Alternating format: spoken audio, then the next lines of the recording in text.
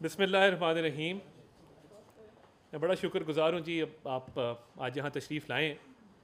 कुछ अहम मामलात और मौज़ूआत आज आपके सामने रखना चाहता हूँ और ये मामूल की प्रेस कॉन्फ्रेंस नहीं है।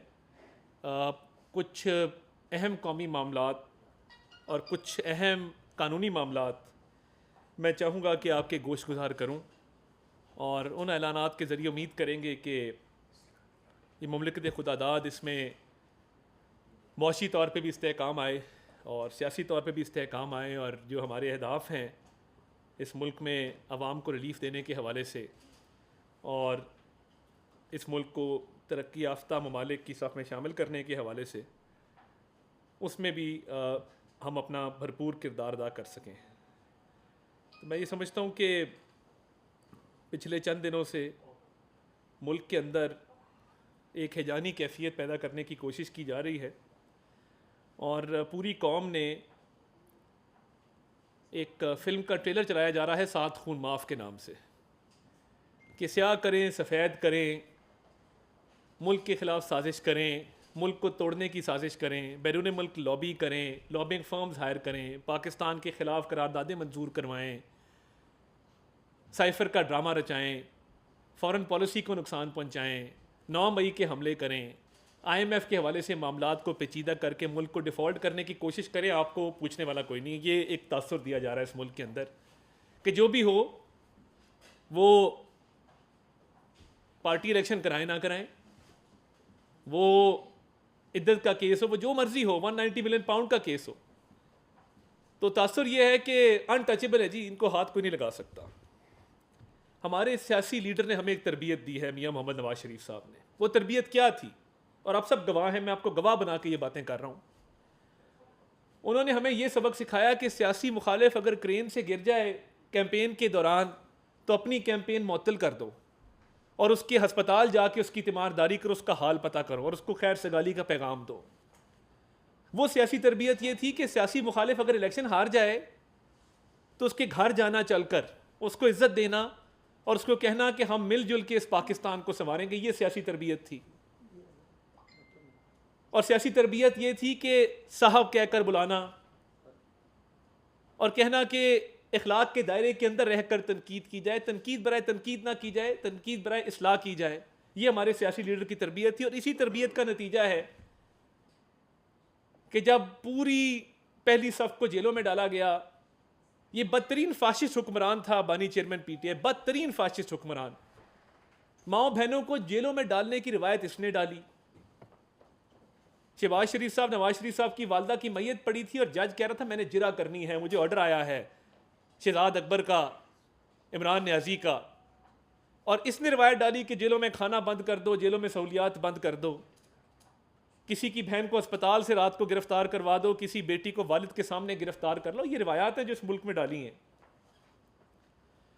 और ये वो रिवायात हैं जो इन्होंने सिर्फ अपनी जो एक फैशिज्म का जहन था, जो इनके जहनी मामलात थे और जो एक इंतकाम की आग थी, उसको बुझाने के लिए ये रिवायात डाली। हमारी फिर भी ये रिवायत थी, हमारी सियासी लीडर की तरबियत की थी, नहीं हमने रिएक्ट नहीं करना। यही वजह है कि आधे लोग जेल में थे। शहबाज शरीफ साहब ने फ्लोर ऑफ द हाउस खड़े होकर कहा कि हम मिसाके मईशत करने को तैयार हैं। पता था कि जेलों में डाला जा रहा है, पता था कि केसेस बनाए जा रहे हैं। ये प्ले करनी है दोनों, अभी डाउनलोड कर। पता था कि केसेस बनाए जा रहे हैं, पता था जेलों में डाला जा रहा है, बदतरीन इंतकामी कार्रवाई का निशाना बनाया जा रहा है, फिर भी कहा नहीं हम खड़े हैं मुल्क के लिए। आप जुल्म कर रहे हैं, हम मिसाके मईशत आपके साथ करने को तैयार हैं, दोस्ती का हाथ बढ़ाने को तैयार हैं। ये हमारी सियासी तरबियत थी और ये हमें सबक सिखाया गया था कि मुल्क की खातिर सियासी मुखालफत को सियासी दुश्मनी में तब्दील ना करना। और हमें यह सबक सिखाया गया था कि सियासी मुखालिफ की खुशी गमी में शरीक होते हैं। हमें किसी ने नहीं कहा था कि सियासी मुखालिफ की कोई गम हो तो उसमें शरीक मत होना। वो एक और तरबियत किसी ने दी थी एक और पार्टी को कि इनको शादियों पे कोई नहीं बुलाएगा, इनके गम में कोई नहीं जाएगा, क्योंकि उनके नज़दीक सियासी मुखालफत शायद दुश्मनी होती है, हमारे नज़दीक नहीं होती। हमें तो बचपन से ये सिखाया गया कि सियासी मुखालिफ के घर गम हो तो सबसे पहले वहाँ पहुँचो और इसका हम अमली मुजाहरा करते रहे। मगर बदकिस्मती है कि शायद हमारी अच्छी तरबियत को, शायद हमारे ये जो मामलात थे जिनमें हम अफ़ाम तफ़हीम से काम ले रहे थे, दानिशमंदी का सबूत दे रहे थे, तहम्मुल मिजाजी से काम ले रहे थे, बुर्दबारी से काम ले रहे थे, हमारी इस पेशेंस को और हमारी इस दानिशमंदी को शायद कमज़ोरी समझा गया कि शायद ये तो कुछ कर नहीं सकते, तो बड़े कमज़ोर लोग हैं, ये तो अच्छी बात करते हैं आगे से, ये तो चोर डाकू के नारे नहीं लगाते, ये तो दोस्ती का हाथ बढ़ाते हैं, ये तो तीमारदारी में बिलीव करते हैं, ये तो फातिहा खानी कहने में बिलीव करते हैं, ये लोगों के साथ रवादारी और रवाबत बढ़ाने में यकीन रखते हैं, तो ये तो पता नहीं किस किस्म के लोग हैं, तो ये कमज़ोर लोग हैं, इनको गाली दो, जहाँ एक देते हो वहाँ चार दो, ये इसी काबिल हैं कि इनको गालियाँ दी जाएं। और वही गालम गलोच का कल्चर जिसने सोसाइटी में तकसीम पैदा की, माशरे के अंदर भाई को भाई से लड़ाया, बाप को बेटे से लड़ाया, माँ को बेटी से लड़वाया, घरों के अंदर आग लगाई और कहा कि मैं वो हूं कि जिसके पैरोकार अपने बाप की नहीं सुनते।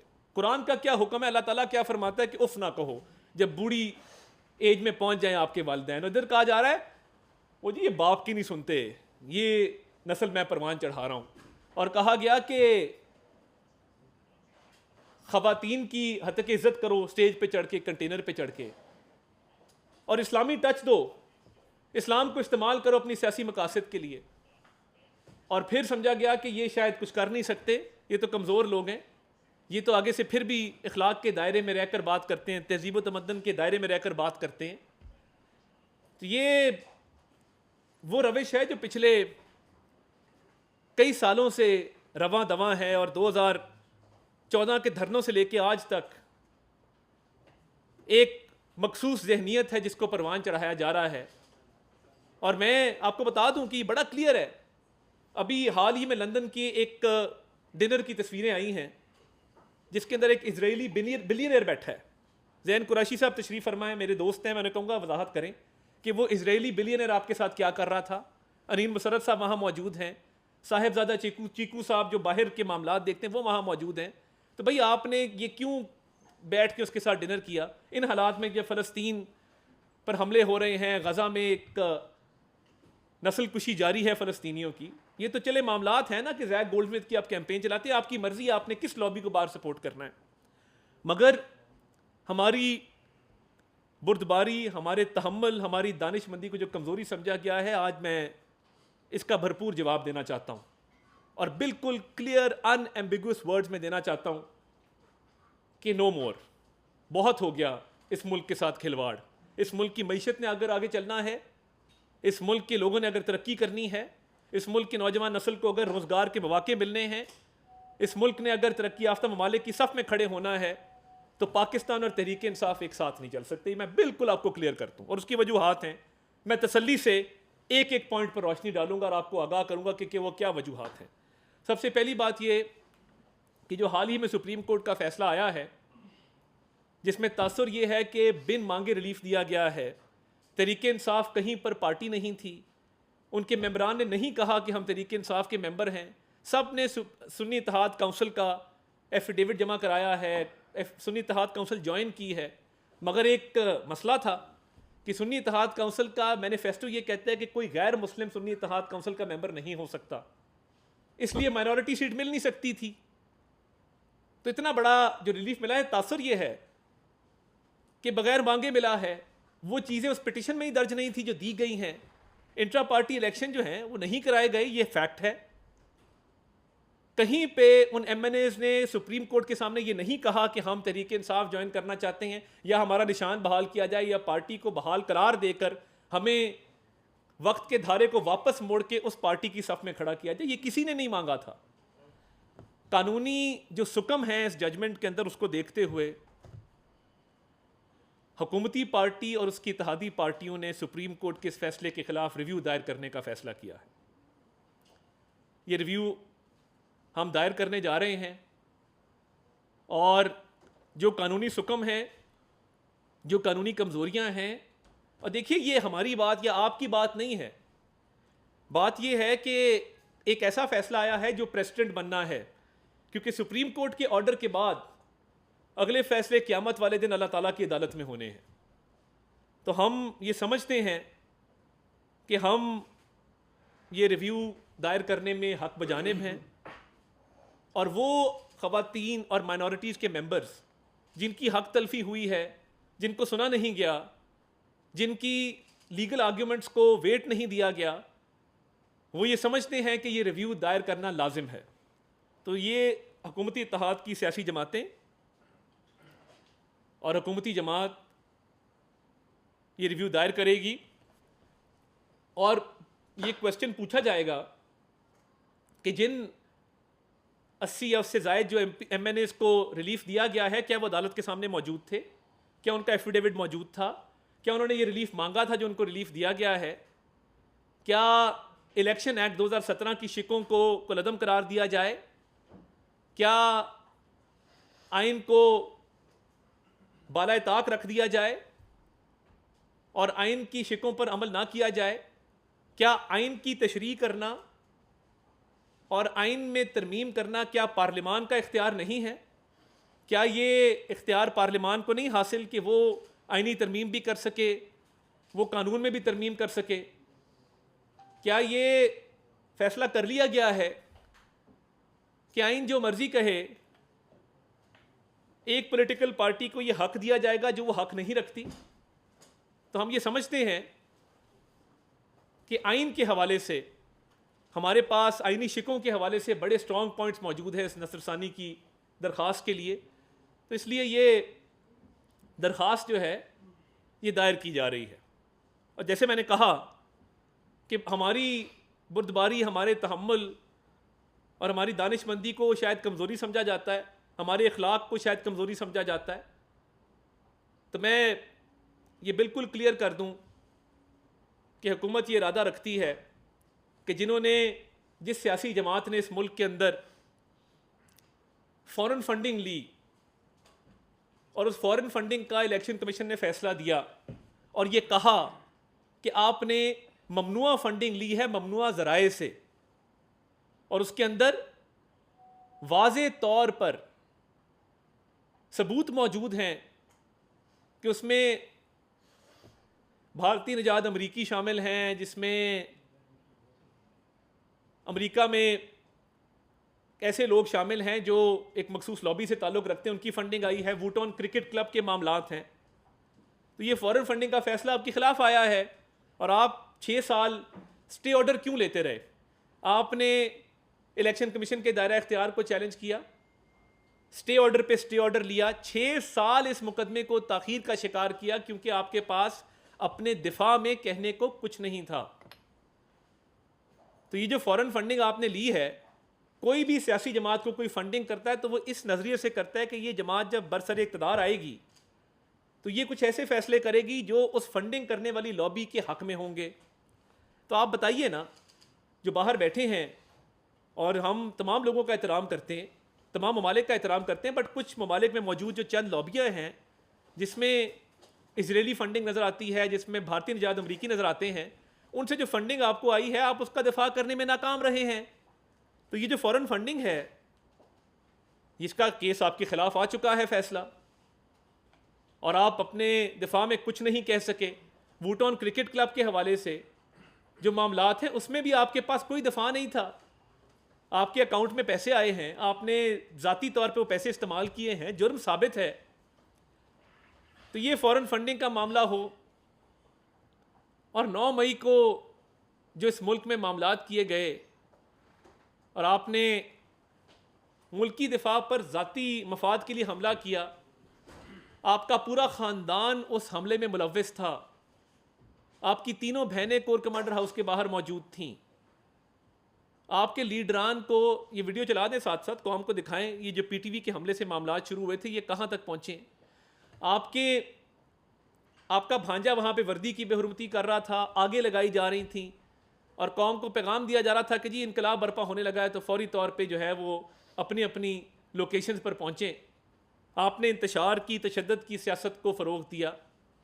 आपने इस मुल्क में आइन की खिलाफ वर्जी को फ़रोग़ दिया।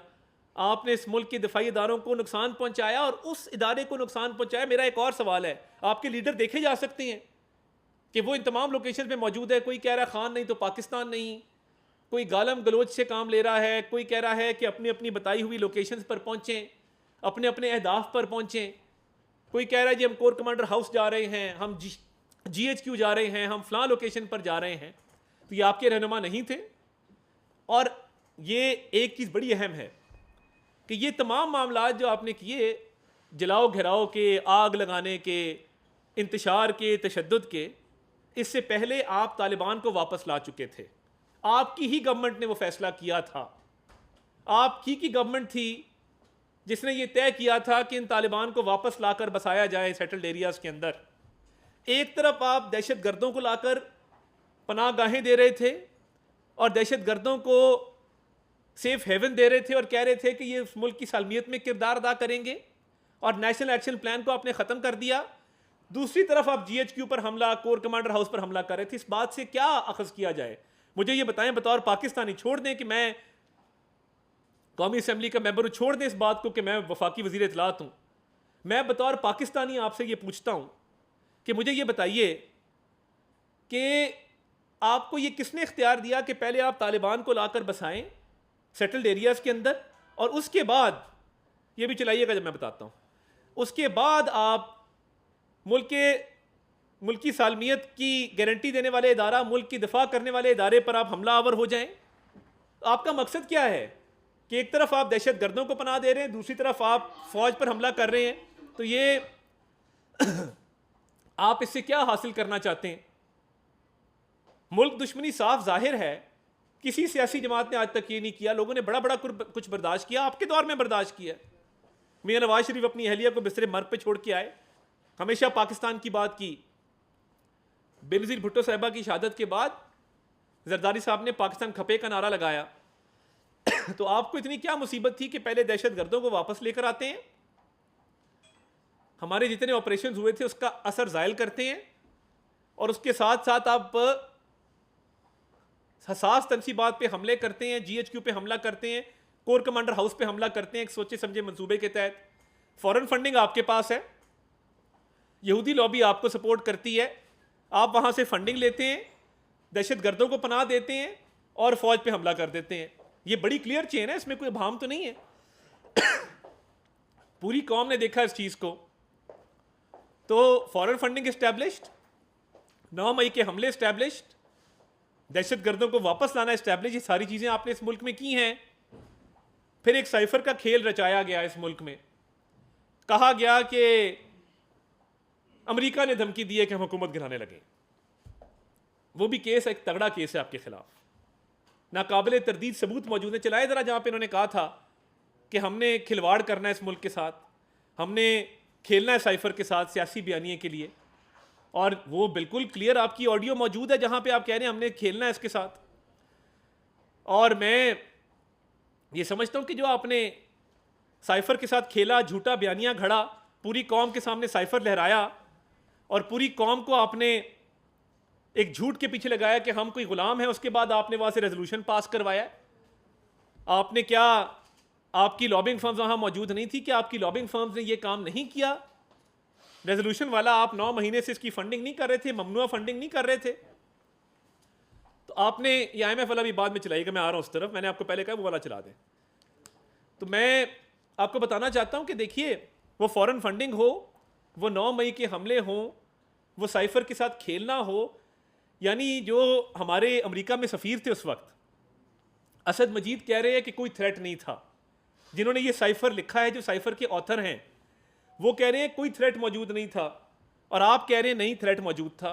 अदालत में गवाही दे दी गई, मगर आपने अपने सियासी मफाद के लिए मुल्क के बैनुल अक़वामी सतह पे ताल्लुकात को ख़राब करने की कोशिश की, मुल्क को नुकसान पहुँचाने की कोशिश की, और उसके बाद आपने एक रेजोल्यूशन पाकिस्तान के ख़िलाफ़ पास करवाया, जैसे भी करवाया, फंडिंग करवाई, और फंडिंग करवा के आपने बाकायदा लॉबीज़ हायर की जिन्होंने ये सारा काम आपके लिए किया, और पाकिस्तान के ख़िलाफ़ एक रेजोल्यूशन आप ले आए। तो फॉरेन फंडिंग इस्टेब्लिश्ड, 9 मई के हमले इस्टेब्लिश्ड, साइफर का केस इस्टेब्लिश्ड, अमेरिका में रेजोल्यूशन इस्टेब्लिश्ड। तो हुकूमत ने यह फ़ैसला किया है, इन तमाम चीज़ों को देखते हुए, सबूतों को देखते हुए, वफाकी हुकूमत PTI को बैन करने के लिए केस मूव करेगी। तहरीक इंसाफ पे पाबंदी लगाने जा रहे हैं, और हम ये समझते हैं कि आईने पाकिस्तान के तहत आर्टिकल 17 है जो पॉलिटिकल पार्टीज़ को बैन करने के हवाले से इख्तियार देता है वफाकी हुकूमत को, और ये सुप्रीम कोर्ट में मामला भेजा जाएगा। इन तमाम तर चीज़ों को, फॉरेन फंडिंग के फैसले को देखते हुए, 9 मई के हमलों को देखते हुए, साइफर वाली एपिसोड को देखते हुए, और अमेरिका में जो आपने रेजोल्यूशन पास करवाया इसको देखते हुए, हम ये समझते हैं कि बहुत क्रेडिबल एविडेंस मौजूद है कि तहरीक इंसाफ पर पाबंदी लगाई जाए। आपने IMF की डील को जो सैबोटाज करने की कोशिश की, आपने उसको जिस तरीके से आप आगे लेकर चले, आपकी फ़ोन कॉल्स मौजूद हैं, लगाएं ज़रा IMF के बारे में शौकत तरीन साहब क्या फरमाते हैं और क्या कहते हैं कि IMF को लेटर लिखा जाए कि पाकिस्तान की मदद ना करें। चलाइए ज़रा इस ऑडियो को, कौम को हम सुनाना चाहते हैं। और ये IMF को ख़त ज़रा इसके माइक करीब कर देंगे ताकि सबको आवाज़ आ जाए। IMF को जो ख़त लिखा गया और आपने जो IMF से तमाम सूबाई सुना दें जी।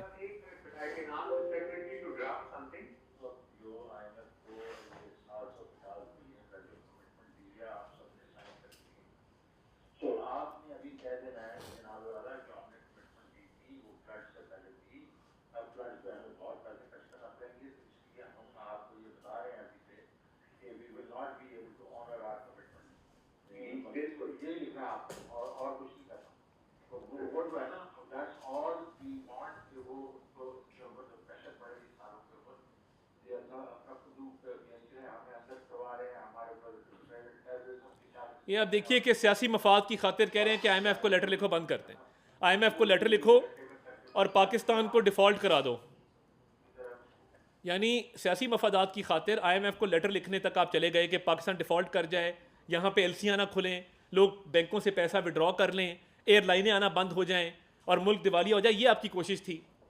ये आपने IMF के प्रोग्राम को सैबोटाज करने की कोशिश की, और ये IMF के प्रोग्राम में आप गए थे, हम नहीं गए थे। आपने कहा था कि मैं खुदकुशी कर लूँगा, IMF के पास नहीं जाऊँगा, और उसके बाद आपके वज़ीर ख़जाना ने IMF को लेटर लिखवाने के हवाले से तमाम सूबाई वज़राए ख़जाना को कहा कि IMF को लेटर लिखो और कहो कि पाकिस्तान की इमदाद ना की जाए। आपने एक गरीब आदमी की रोज़ी रोटी पर लात मारने की कोशिश की। आपने ये कोशिश की कि इस मुल्क में अफरा तफरी हो, नफसा नफसी का आलम हो, और इस मुल्क में कभी भी इस मुल्क में स्टेबिलिटी ना आए और इस मुल्क में हमेशा इंतशार रहे। ये वीडियो बता दे साइड विंडो से।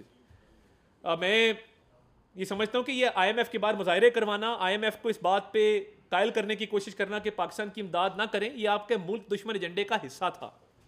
और आपने भरपूर कोशिश की कि इस मुल्क दुश्मन एजेंडे पर अमल पैरा होकर आप मुल्क को दिवालिया करें। एक तरफ आप अब ये आप कड़ियाँ जोड़ें ना ज़रा, दहशत गर्दों को वापस लाकर बसा रहे हैं, फ़ौज पर हमला कर रहे हैं, फ़ॉरेन फंडिंग ले रहे हैं, IMF को कह रहे हैं पाकिस्तान की मदद ना की जाए, और बैरून मुल्क पाकिस्तान के खिलाफ रेजोल्यूशन पास करवा रहे हैं। ये किसी और सियासी जमात ने किया होता तो आपने चौराहे में उनको लटका देना था। आज ये जब 5-6 चीज़ें मैं आपको बता रहा हूँ, ये तारीख का हिस्सा है, रिकॉर्ड का हिस्सा है। खास साहब ने कहा था ना वो ज़रा चला दें काइंडली, वो अभी चला नहीं है। अगर इसको काइंडली ऑन एयर भी कर दीजिए, जहाँ पे उन्होंने कहा है कि हमने मुल्क का नाम लिए बगैर खिलवाड़ करना है, खेलना है साइफर के साथ। इसको ज़रा चला दें प्लीज़, स्क्रीन पे भी दिखा दें जी प्लीज़।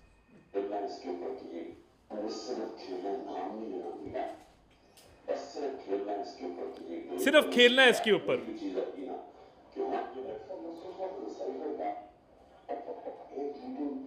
आजम खान कह रहे हैं मीटिंग बुला लेते हैं इस पे, हमने सिर्फ खेलना है इसके साथ।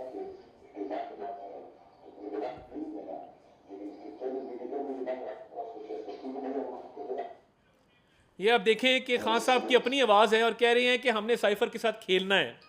एक शख्स खुद ही एतराफ़ कर रहा है, अदालत कह रही है नहीं नहीं नहीं आप तो मासूम हैं, आपने तो किया ही कुछ नहीं है। वो खुद कह रहा है मैं खेल रहा हूँ साइफर के साथ, मगर अदालत ये बात मानने से कासिर है। अब ऑब्वियसली सोशल मीडिया पे बहुत सारी ट्वीट्स की जाती हैं जिसमें गालियाँ दी जाती हैं। लोगों को हम समझते हैं, इज़्ज़त एहतराम करते हैं, लोग प्रेशर में भी आते हैं, हम ये देख रहे होते हैं और दबाव भी होता है सोशल मीडिया का। मैं एक साहब ने मुझे एक दफ़ा खुद कहा कि जी सोशल मीडिया की हम ट्वीटें देखते हैं और बड़ा इसका दबाव होता है। तो ये आपने खुद कहा कि साइफर के साथ खेलना है, तो तमाम जवाब भी मौजूद है, जस्टिफिकेशन भी मौजूद है कि तहरीक इंसाफ को बैन करने का केस जो है वो मूव किया जाए। आगे आइए, आपने आइन की खिलाफ वर्जी करते हुए असम्बलियों को तोड़ा था नो कॉन्फिडेंस के दौरान। ज़रा कासिम सूरी साहब, इसके स्टे ऑर्डर वाले कासिम सूरी साहब, जो 4 साल स्टे ऑर्डर पे असम्बली में बैठे रहे, डिप्टी स्पीकर की कुर्सी पर विराजमान रहे, वो कासिम सूरी साहब जिन्होंने असम्बली तोड़ी, ज़रा चला दें फुटेज प्लीज़, आपके पास होगी। यानी सुप्रीम कोर्ट ने भी कहा कि यह आइन की खिलाफ वर्जी है। आइन में यह बात बड़ी वाज़े दर्ज है। कानून और रूल्स के मुताबिक होना जरूरी है। किसी गैर मुल्की ताकत को यह नहीं कि वो साजिश के तहत पाकिस्तान के अवाम की मुल्क हुकूमत को गिराए। वज़ीर कानून ने जो नुकात उठाए वो दुरुस्त है, वैलिड है, लिहाजा मैं रूलिंग देता हूं कि एतमाद की करारदाद आइन और कौमी मुख्तारी व आज़ादी से मुनाफी है और रूल्स और ज़ाब्ते के खिलाफ है। ये करारदाद का मुस्तरद डिसअलाउ करने की रूलिंग देता हूं। विभाग की कार्रवाई और ये असेंबली तोड़ी गई। असेंबली तोड़ना आइन की क्लियर खिलाफ वर्जी और आर्टिकल 6 लगता है इसके ऊपर। आप अगर असेंबली तोड़ें, आइन के अंदर क्लियर लिखा है कि जब वोट ऑफ नो कॉन्फिडेंस की मोशन आ जाए और नोटिस इशू हो जाए, असेंबली तहलील नहीं की जाएगी। आपने आइन की खिलाफ वर्जी, जिसका सुप्रीम कोर्ट ने भी हवाला दिया कि आपने ये गलत काम किया था कि आपने नो कॉन्फिडेंस मोशन के होते हुए असेंबलियों को तहलील किया, तो हुकूमत ने यह फैसला किया है कि तब के सदर आरिफ अलवी, तब के वज़ीर आज़म इमरान नियाज़ी और तब के डिप्टी स्पीकर कासिम सूरी के ख़िलाफ़ रेफरेंस मूव किया जाए और ये आर्टिकल 6 का रेफरेंस जो है ये भी काबीना से मंजूरी के बाद सुप्रीम कोर्ट को भिजवाया जाएगा। और हम ये समझते हैं कि ये तारीख़ की सिमत जो है उसका दुरुस्त तयन होना चाहिए और तारीख़ का दुरुस्त होना बहुत ज़रूरी है कि कल को जिसका दिल चाहेगा वो फॉरेन फंडिंग भी लेगा, जिसका दिल चाहेगा असेंबली भी तोड़ेगा, जिसका दिल चाहेगा वो दहशत गर्दों से भी मिलाप करेगा, जिसका दिल चाहेगा वो IMF की डील को साबोटाज करेगा, जिसका दिल चाहेगा वो अपनी फ़ौज पर हमले भी करेगा। तो ये जो जराइम की फहरिस्त है ये इतनी बड़ी है कि आप असेंबली तोड़ते हैं और आपको कोई नहीं पूछता और आइन की खिलाफ वर्जी करते हैं। तो इन तीनों अशखास के खिलाफ ये फैसला किया गया है कि हम प्रोसीडिंग्स चलाएंगे और काबीना से मंजूरी के बाद ये मामला सुप्रीम कोर्ट को रेफर किया जाएगा। अब मैं उस तरफ आता हूं कि हमारे जो मेहनत काश, हमारे जो मजदूर, हमारे जो बाहर रहने वाले तारकीन वतन हैं, ओवरसीज़ पाकिस्तानी से बड़े मेहनती लोग हैं। वो रोज़ी रोटी कमा के इस मुल्क की रेमिटेंसेस में इजाफा करते हैं, इस मुल्क को टैक्स अदा करते हैं, इस मुल्क की खुशहाली में अपना किरदार अदा करते हैं। मगर कुछ मखसूस लॉबियाँ वहाँ मौजूद हैं बैरून मुल्क जो ना सिर्फ पाकिस्तान मुखालिफ एजेंडा चलाते हैं, वो बाकायदा सेपरेटिस्ट मूवमेंट्स को सपोर्ट करते हैं, वो पाकिस्तान की सालमियत के ख़िलाफ़ साजिशें करते हैं, वो वहाँ से फंडिंग ममनुआ सोर्सेज से लेते हैं, वो पाकिस्तान के इदारों के ख़िलाफ़, पाकिस्तान की सालमियत के ख़िलाफ़ कैंपेनों में इन्वॉल्व होते हैं। और ये इलीट ऑफ द इलीट है। जिस तरह मैंने बताया, अभी एक पीछे लंच या डिनर हुआ जिसमें ज़ैन कुरैशी साहब थे और वो एक इजरायली अरबपति वहाँ मौजूद था जो इजरायली आर्म फोर्सेस की भी फंडिंग करता है। वो मैं अभी तस्वीर भी आपसे शेयर कर लेता हूँ। तो ये मुझे बताए ना कि ये बाहर बैठ के क्या करते हैं। हमारे जो ब्लू कॉलर वाले, वाइट कॉलर वाले जो वहाँ पे जॉब्स करते हैं, ज़र मुबादला भेजते हैं, जो मेहनत कश है, मजदूर हैं, जो बैंकर्स हैं, इंजीनियर्स हैं, डॉक्टर्स हैं, हमारे सरों का ताज हैं। मगर मखसूस लॉबियाँ वहाँ पे पाकिस्तान के ख़िलाफ़ साजिश में मसरूफ़ अमल हैं। हुकूमत ने उनके ख़िलाफ़ तादीबी कार्रवाई करने का फ़ैसला किया है। सख्त तरीन कानूनी कार्रवाई अमल में लाई जाएगी। कानून के मुताबिक अगर बनता हुआ तो पासपोर्ट ब्लॉक करने पड़े, ID कार्ड ब्लॉक करने पड़े, ये तमाम इकदाम उठाए जाएंगे और असेंबली में एक रेजोल्यूशन पास की जाएगी एंटी स्टेट एलिमेंट्स के खिलाफ कि ये गद्दारी के मुर्तकिब हैं जो पाकिस्तान से बाहर बैठकर फंडिंग लेते हैं ममनुआ सोर्सेज से, पाकिस्तान के खिलाफ कैंपेन्स चलाते हैं, पाकिस्तान में सेपरेटिस्ट मूवमेंट्स को फंड करते हैं और पाकिस्तान को तोड़ने के ख्वाब देखते हैं। तो हुकूमत ने यह फैसला किया है कि सख्त तरीन कानूनी कार्रवाई अमल में लाई जाए। और देखिए, मैंने पहले कहा, हमने तहम्मुल का मुजाहरा करके देखा, बुर्दबारी का मुजाहरा करके देखा, हमने कहा दानिशमंदी से काम लिया जाए। इन तमाम चीज़ों को हमारी कमज़ोरी समझा गया बदकिस्मती से कि ये तो बड़े कमज़ोर हैं, इनको जेलों में डालो तो ये कहते हैं मिसाके मईशत कर लो हमारे साथ। इनकी माओ बहनों को जेलों में डालो तो ये कहते हैं कि कश्मीर पे हम बात करने को तैयार हैं, आओ बैठ के मिल के बात करते हैं। ये मुल्क की सालमियत की बात करते हैं, पता नहीं किस तरह के लोग हैं, कहाँ से उतरे। तो इनको गाली दो, इनको चोर डाकू कहो, और अपने जब करतूत निकले तो फिर अरबों रुपए के तोशाखाना के तहाइफ हैं। अब चेयरमैन नैब को टारगेट कर रहे हैं, पूरी एक कैंपेन चलाई जा रही है, क्योंकि चेयरमैन नैब ने किसी बिजनेसमैन को टारगेट नहीं किया, उन्होंने किसी ईज ऑफ बिजनेस को प्रमोट किया इस मुल्क के अंदर। और अब सूरत हाल ये है कि अब प्रेशर डाल रहे हैं कि नैब जो है वो तोशाखाना के केसेस से पीछे हट जाए। ये पता नहीं किस तरह के लोग हैं जो मदर पिदर आज़ाद हैं, जिनको ना किसी माँ का पता है ना बाप का पता है, और जो सिर्फ मनमानी पर उतरे हुए हैं कि हमने मुल्क को तबाह करना है, कि खान नहीं तो पाकिस्तान नहीं। हम भी यही समझते हैं कि खान और पाकिस्तान इकट्ठे नहीं चल सकते, आपने ठीक कहा है। तो ये तमाम मामलात मैं आज आपके सामने रखना चाहता था कि हुकूमत ने ये 4 बड़े फैसले किए हैं, और इस हवाले से आगे कानूनी कार्रवाई की जाएगी। आइन और कानून के दायरे के अंदर रहते हुए ये तमाम प्रोसेस पूरे किए जाएंगे, और इन मामलात को आगे बढ़ाया जाएगा ताकि आइंदा कोई सियासी जमात हो, कोई फ़र्द हो, वो आइन तोड़ने का ना सोचे, वो ममनुआ फ़ॉरेन फंडिंग लेने का ना सोचे, वो दहशत गर्दों से मिलाप करके पाकिस्तान की फ़ौज पर हमला करने का ना सोचे, वो बैरून मुल्क बैठ के पाकिस्तान की सालमियत को नुकसान पहुंचाने का ना सोचे, वो पाकिस्तान के दफाई इदारों पर हमले का ना सोचे, वो फॉरेन फंडिंग लेने का ना सोचे। ये तमाम मामलात, IMF की डील को साबोटाज करना, मुल्क को डिफॉल्ट करवाना, साइफर से खेलना, आपने ना कहा हो कि साइफर से खेलना है, हम अपना केस वापस ले लेते हैं। आपके अल्फाज हैं कि हमने खेलना है, आपने साइफर के साथ जो किया, आपने मुल्क दुश्मन कुव्वतों को तकवीयत दी और पाकिस्तान का नुकसान किया सियासी फ़ायदे के लिए। आपको आके आपके जो एडवाइज़र थे जो अब मुल्क से बाहर हैं, वो बताते थे, खान साहब अगर ये नारा लगा देना बड़ा पॉपुलर हो जाएगा मुल्क के अंदर, आप साइफर से खेलें, आप लोगों को कहें कि हम कोई गुलाम हैं। अब अगर हम कोई गुलाम है का नारा लगाया था तो फिर ये रेजोल्यूशन क्यों करवाया, और इस पे पैसे क्यों लगवाए, और ये अरबों रुपए आपके पास आते कहाँ से हैं? क्या ECP का डिसीजन मौजूद नहीं है? आपके जराइम की फहरिस्त अगर गिनना शुरू कर दें, फॉरेन फंडिंग से शुरू होती है, IMF की डील को साबोटाज करना, 9 मई के हमले करना, तोशाखाना का केस, साइफर का केस, आपके खिलाफ इतना मवाद मौजूद है कि किसी सियासी जमात ने किसी एक टेन्योर में इतने जुर्म नहीं किए जितने आपने इन 4 साल के अंदर किए हैं। तो ये तमाम कार्रवाई अमल में लाई जाएंगी कानून और आइन के मुताबिक, और आने वाले दिनों में इनके प्रोसेस को मुकम्मल किया जाएगा। बहुत शुक्रिया।